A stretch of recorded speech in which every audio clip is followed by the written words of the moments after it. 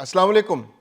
बांग्लादेश के अंदर इंतखाबात मुकम्मल हो गए और अब बीएनपी के तारिक रहमान वज़ीर आज़म बनने की तैयारी कर रहे हैं। 15 फरवरी का दिन नई हुकूमत की तश्कील का दिन है और भारत ने बांग्लादेश के अंदर साजिशों के जाल बिछाने शुरू कर दिए हैं। मोदी जो पहले अवामी लीग का पुश्तबान था, उसका सपोर्टर था सबसे बड़ा हसीना वाजिद का, अब वो तारिक रहमान को अपने शिकंजे में कसने को तैयार है। उसने अभी से चालें चलना शुरू कर दी हैं। मोदी ने फौरन तारिक रहमान को मुबारकबाद दी है ताकि पाकिस्तान का एक बहुत बड़ा इत्तेहादी बीएनपी वो बिल्कुल पाकिस्तान के पलड़े में ना चला जाए और सार्क के अंदर बांग्लादेश को अपने काबू में कर भारत दोबारा से उसको इत्तेहादी बना ले।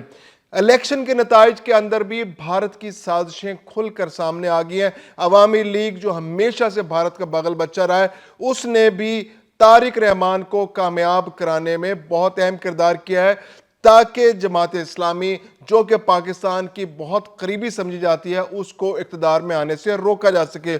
इसके अलावा जमात इस्लामी को नाकाम बनाने में वहाँ की जो बाकी इस्लामी तरीके हैं उन्होंने भी अहम किरदार अदा किया। इसके अलावा वहाँ के जमीयत उलमा इस्लाम ने भी वहाँ पर बहुत अहम किरदार अदा किया ताकि जमात इस्लामी के उम्मीदवार कामयाब ना हो सके। हालांकि ये मजहबी जमातें जो जमात इस्लामी के मुकाबले में अपने उम्मीदवार खड़े कर रही थी, इनके तमाम उम्मीदवार हार गए, लेकिन इन्होंने इंश्योर किया कि ये जो पाकिस्तान की दोस्त एक पॉलिटिकल पार्टी अब बांग्लादेश के अंदर इक़्तिदार बनाने की पोजीशन में आ गई है, इसको हर सूरत नाकाम बनाया जा सके। मैं हूं खुर्रम कलीम और आप देख रहे हैं 24 डिजिटल। बांग्लादेश के इंतखाबात के अंदर तारिक रहमान बहुत बड़े पैमाने पर कामयाबी हासिल कर चुके हैं। 2/3 अक्सरियत उन्हें मिल चुकी है और जमात इस्लामी जो अपोजिशन की जमात के तौर पर सामने आई है उसको 72 नशिस्तें मिल चुकी हैं। अगरचे 51 नशिस्तें ऐसी हैं जहां पर जमात इस्लामी को शिकस्त तकरीबन 200, 300, 400, 500 यानी 1000 कम वोटों से वो उसको शिकस्त हुई है और बीएनपी वहां कामयाब हुई है। इसमें जो अहम तरीन किरदार अदा किया है वो वहां की जो इस्लामिक आंदोलन पार्टी थी, उसने 253 नशिस्तों पर अपने उम्मीदवार खड़े कर दिए और बदकिस्मती देखिए कि इस्लामिक आंदोलन जो है वो एक भी नशिस्त नहीं जीत सकी। 253 उम्मीदवार खड़े किए और तमाम नशिस्तों पर हार गए। लेकिन उन्होंने इस वक्त क्या अहम किरदार किया कि उन्होंने जो मजहबी वोट था उसको तकसीम कर दिया, जिसकी वजह से पाकिस्तान की जो दोस्त सियासी जमात थी, जो पाकिस्तान के बहुत करीब समझी जाती थी, जो जब बांग्लादेश बना था उस वक्त भी पाकिस्तान के हक में वोट दिया था जिन लोगों ने, यानी जमात इस्लामी,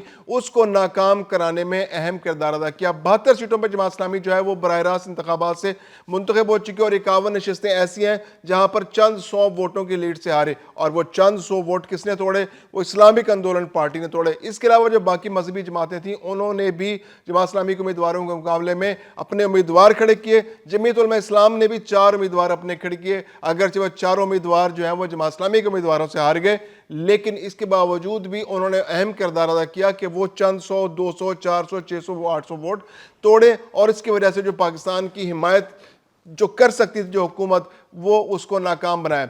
इसके बाद जो बीएनपी जो है उसको अवामी लीग जो है इस बार उसको इंतखाब लड़ने की इजाज़त नहीं दी गई।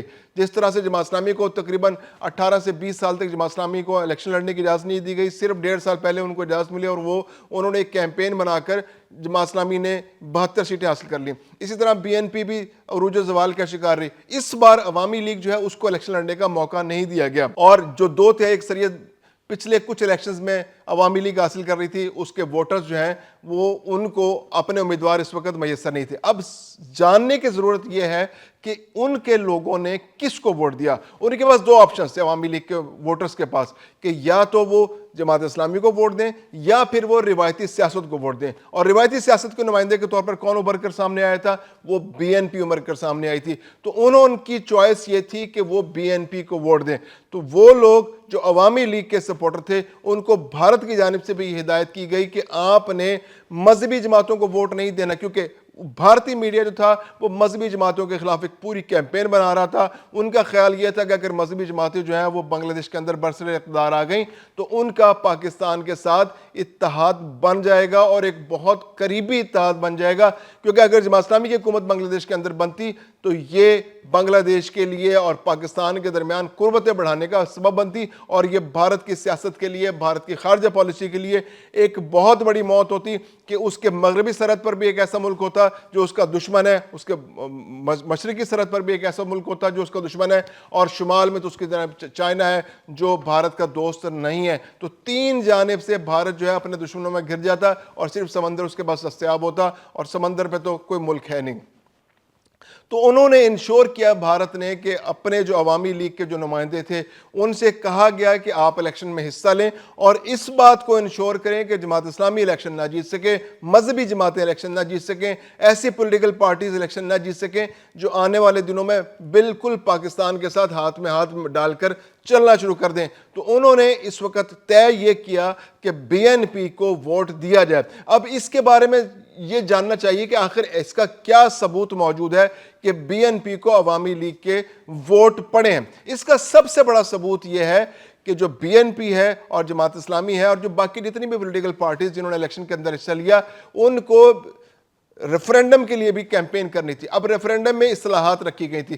تمام پولیٹیکل پارٹیز جو ریفرینڈم جو الیکشن میں حصہ لے رہی تھی، وہ ریفرینڈم کے اندر جو 4 نکات تھے، یعنی کہ آئندہ جب بھی انتخابات ہوں گے وہ عبوری حکومت کے نگرانی میں ہوں گے، وزیر اعظم کا عہدہ 10 سال سے زیادہ عرصے نہیں رہے گا، خواتین کو امپاور کیا جائے گا۔ تو یہ جو نکات تھے اس کو تمام پولیٹیکل پارٹی سپورٹ کر رہی تھی۔ بی این پی بھی سپورٹ کر رہی تھی، جماعت اسلامی بھی سپورٹ کر رہی تھی، اسلامک آندولن والے بھی سپورٹ کر رہے تھے، اور باقی جو بھی پولیٹیکل پارٹیز جو ہیں وہ سٹیزن فورم جو کر رہا تھا، یہ تمام کے تمام ریفرینڈم کو سپورٹ کر رہے تھے اور انہوں نے کیمپین میں ریفرینڈم کو بھی اپنا حصہ بنا رکھا تھا۔ لیکن جب ریفرینڈم کے نتائج سامنے آئے تو ایک بڑا حیرت انگیز چیز سامنے آئی کہ 70% لوگوں نے ریفرینڈم کے حق میں ووٹ دیا، جبکہ 30% لوگوں نے ریفرینڈم کی جو نکات تھے اس کے مخالفت میں ووٹ دیا۔ یعنی کہ be N P, Jamaat Islami اور باقی پولیٹیکل پارٹیز کا ووٹ 70% اور 30% لوگ جنہوں نے ریفرینڈم کی مخالفت میں ووٹ دیا، وہ کون لوگ تھے؟ وہ عوامی لیگ کے ووٹر تھے۔ یہ عوامی لیگ کے ووٹر جو 30% جن کا شیئر تھا، یہ تمام کے تمام ووٹ بینک جو ہے یہ بی این پی کے حصے میں گیا ہے، اور بی این پی کو 2/3 اکثریت اس لیے حاصل ہوئی کہ عوامی لیگ کے ووٹروں نے جو ہسٹوریکلی عوامی لیگ کو ووٹ دیتے رہے، انہوں نے اس بار فیصلہ کیا کہ مذہبی جماعتوں کو اور خاص طور پر جماعت اسلامی کو، جو کہ بھارت کی مخالف سیاسی جماعت سمجھی جاتی ہے، جس کو بھارت اپنے لیے ایک ریڈ لائن سمجھتا ہے، جو وہاں پر انتہا پسندی کی علامت سمجھی جاتی ہے، جو پاکستان سے دوستی کی علامت سمجھی جاتی ہے، جو بھارت کی دشمنی کی علامت سمجھی جاتی ہے، اس کو الیکشن کے اندر کامیاب نہ ہونے دیا جائے۔ تو اس لیے انہوں نے عوامی لیگ کے لوگوں کو، جو عوامی لیگ کی مقامی لیڈرشپ تھی اور حسینہ واجد کی جانب سے بھی یقیناً یہی میسج کمیونیکیٹ کیا گیا کہ عوامی لیگ کے ووٹرز ہیں وہ آگے بڑھیں اور بی این پی کو ووٹ دیں تاکہ روایتی سیاست پنپ سکے اور مذہبی جماعتیں اور پاکستان کی دوست جماعتیں جو ہیں وہ الیکشن میں آگے نہ آ سکے۔ اب جبکہ بی این پی 2/3 اکثریت سے کامیاب ہو چکی ہے تو اب دوبارہ سے بھارت نے اپنا انفلوئنس استعمال کرنا شروع کر دیا ہے۔ مودی ٹیلی فون کر رہے ہیں، مودی دورے کی دعوت دے رہے ہیں، مودی آگے بڑھ بڑھ کے مبارکبادیں دے رہے ہیں۔ مودی کا بس نہیں چل رہا کہ وہ وہاں پہنچ جائیں، لوٹیاں ڈالنا شروع کر دیں اور وہ طارق رحمان کو یقین دلائیں کہ ہم آپ کے سب سے بیسٹ دوست ہیں، حسینہ واجد تو اب گزر چکی، اب ہم آپ کے ساتھ مل کر کام کرنا چاہتے ہیں۔ دوسری جانب پاکستان نے بھی اس موقع سے فائدہ اٹھاتے ہوئے فوری طور پر رابطہ کیا ہے۔ پہلے تو مبارکباد دی گئی وزیر اعظم پاکستان شہباز شریف کی جانب سے، صدر آصف علی زرداری صاحب نے مبارکباد دی طارق رحمان کو، پھر گزشتہ روز رات کو وزیر اعظم شہباز شریف نے ٹیلی فون کیا طارق رحمان کو، ان کو پاکستان کے دورے کی دعوت دی۔ دوسری جانب طارق رحمان نے بھی وزیر اعظم شہباز شریف کو دورے کی دعوت دی ہے۔ تو یہ ایک بہت کلوز ریلیشن شپ ہے جو بڑھنا شروع ہو گیا۔ اس وقت پاکستان کی بھی ذمہ داری ہے کہ وہ بھارت کو کھلا میدان نہ چھوڑے بھارت کے لیے، اور طارق رحمان کے ساتھ بہت کلوز ریلیشن شپ بنائے تاکہ یہاں پر ایک بیلنس سیاست بن سکے، اور جو ایک دشمن، ایک مستقل دشمن بنگلہ دیش کی صورت میں پاکستان کے لیے موجود تھا، اس کو ایک مستقل دوست کی صورت میں تبدیل کیا جا سکے۔